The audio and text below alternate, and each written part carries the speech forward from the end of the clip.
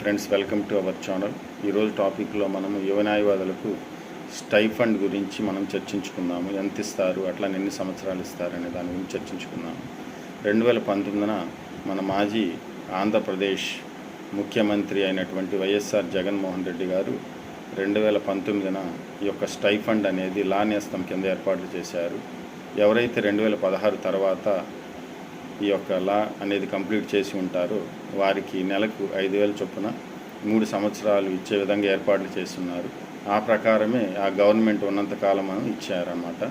Present government అనేది ఈ stipend అనేది 5,000 నుంచి 10,000కి ఇంక్రీజ్ చేస్తామని చెప్పుకున్నారనమాట.